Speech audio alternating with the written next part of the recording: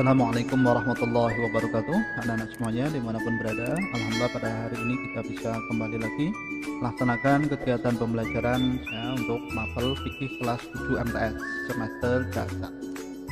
Kali ini kita akan membahas bab yang pertama, yaitu menjaga kelangsungan hidup manusia dan lingkungan melalui pengenalan alat-alat bersuci.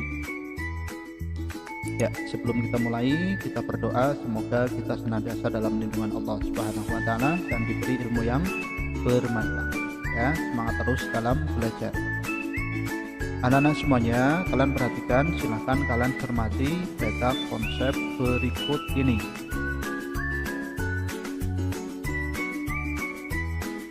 Ini materi yang akan kita bahas meliputi pengertian bersuci, perbedaan bersuci dan membersihkan diri, kemudian dasar hukum bersuci. Kita juga akan bahas air sebagai alat bersuci, air ditinjau dari pembagiannya, kemudian air ditinjau dari hukum penggunaan.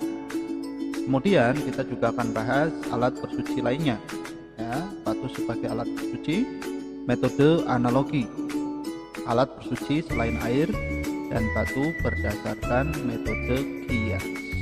Oke ya anak-anak ya. Nanti kita juga akan bahas hikmah bersuci. Kalian cermati dulu gambar berikut ini ya, silakan. Ya, ini juga silakan kalian cermati.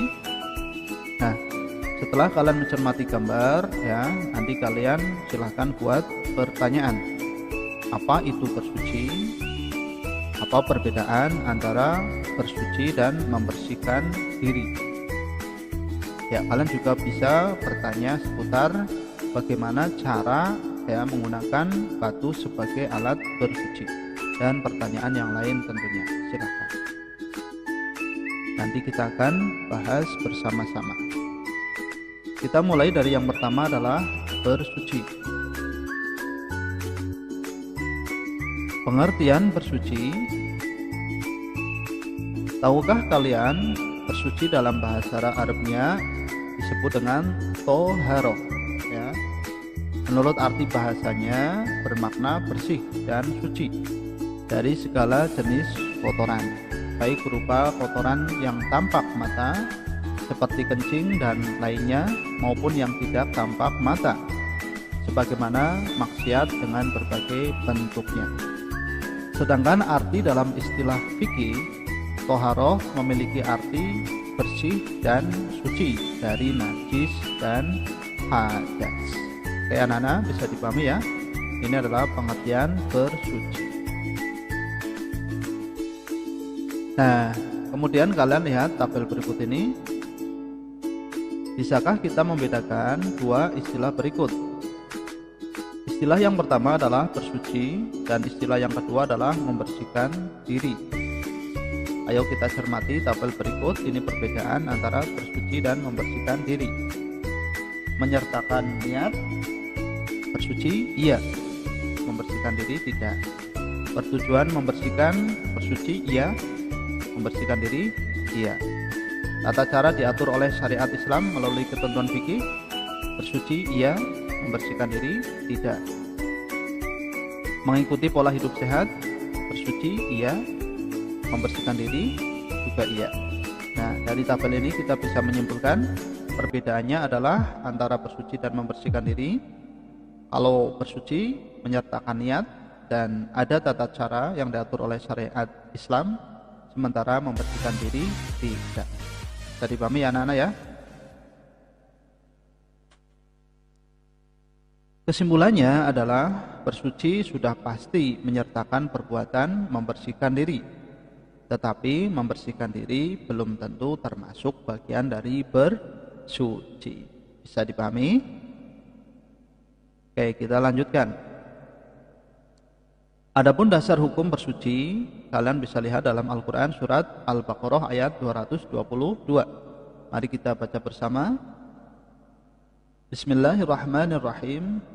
Innallaha yuhibbut tawwabina wa yuhibbul mutatahhirin. Yang artinya, sesungguhnya Allah menyukai orang-orang yang bertaubat dan mencintai orang-orang yang mensucikan diri. Al-Quran surat Al-Baqarah ayat 222. Kalian juga bisa lihat dalam Al-Quran surat At-Taubah ayat 108 ya. Pak Guru bacakan artinya. Di dalamnya terdapat orang-orang yang ingin membersihkan diri. Allah mencintai orang-orang yang bersih. Ya, ini jelas sekali dalil tentang hukum bersuci. Bisa dipahami anak-anak?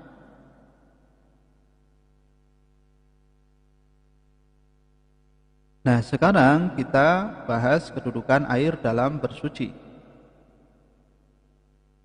Air sebagai alat bersuci. Tahukah kita, air merupakan alat bersuci yang utama?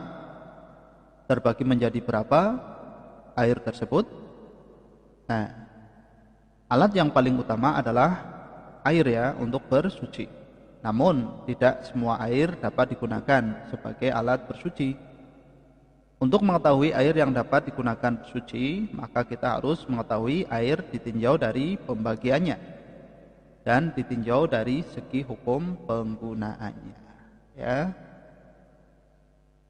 Nih, pembagian air ditinjau dari tingkatannya. Yang pertama adalah air suci dan mensucikan. Air ini disebut dengan air suci dan mensucikan, yaitu air yang jatuh dari langit atau bersumber dari bumi. Air mutlak dapat digunakan sebagai alat mensucikan benda-benda lain dengan syarat ketiga sifat yang dimilikinya, yaitu warna, rasa, dan bau tidak mengalami perubahan. Ya, ini adalah air yang suci dan mensucikan. Bisa dipahami ya?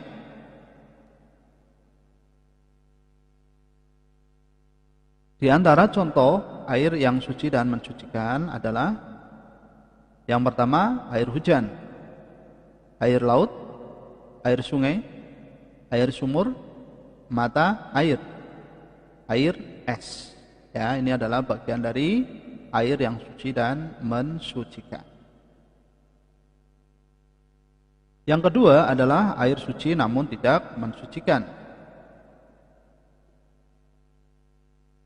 Air suci yang bercampur dengan benda yang suci, sehingga menyebabkan berubah salah satu sifatnya, warna, rasa, dan bau, dan menghilangkan sifat mensucikan benda lain yang sebelumnya dimiliki oleh air.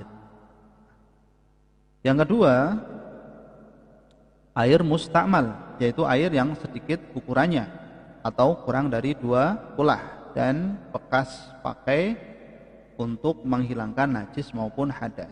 Ya, jadi air mustakmal ini adalah air yang sudah digunakan untuk mensucikan najis atau hadas.